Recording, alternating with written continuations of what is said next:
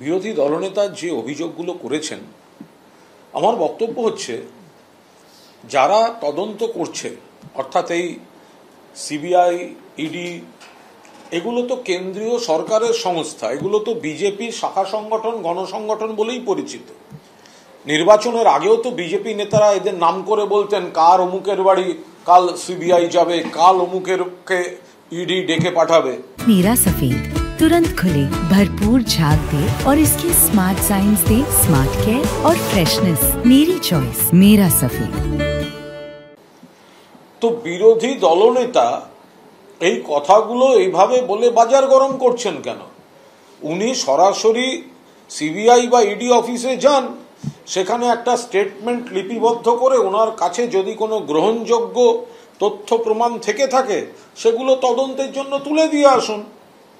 শুধুমাত্র কাউকে কলুষিত করার জন্য, মেলাইন করার জন্য এইভাবে এই কথাগুলো না বলে, আপনি বলছেন আপনার হাতে তথ্য আছে, তদন্ত করছে আপনাদের কেন্দ্রীয় সরকারের এজেন্সি, তো তাহলে বাইরে বাজার গরম না করে আপনার কাছে যদি কোনো তথ্য প্রমাণ থেকে থাকে তাহলে সিবিআই অফিসে, ইডি অফিসে যান, সেখানে গিয়ে একটা স্টেটমেন্ট করে যে আমার কাছে এইগুলো আছে, এগুলো আমি অমুক জায়গা থেকে পেয়েছি, তো সেগুলো তাদের হাতে দিয়ে আসুন।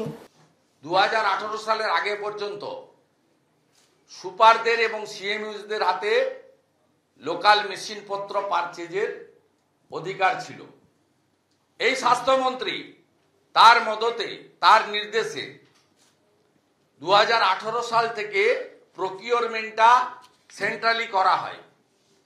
ঠিক একইভাবে পার্থ চ্যাটার্জি শিক্ষা দপ্তর পাওয়ার পরে ডিপিএসসির হাত থেকে সমস্ত ক্ষমতা কেড়ে নিয়ে বিকাশ ভবনে কুক্ষিগত করা হয়।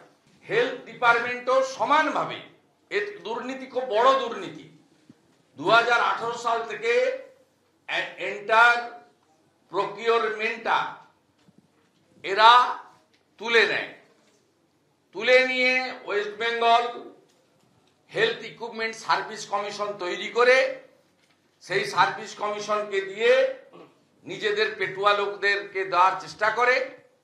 তাতে ম্যাকিন্টনস বার্ন স্টেট আন্ডারটেকিং, এসটিইউ, টেন্ডার করতে হয়নি, দিয়ে নিজেদের আত্মীয় স্বজনকে দিয়ে বানিয়েছে। পরবর্তীকালে কোভিডের সময় এমএসএমই কে দিয়ে দেওয়া হয়, তন্তুজকে অ্যাওয়ার্ড করে দেওয়া হয়, তন্তুজ অলসো এসটিইউ, তারপরে টেন্ডার করতে হয়নি। আমরা চাই এনফোর্সমেন্ট ডাইরেক্টরেট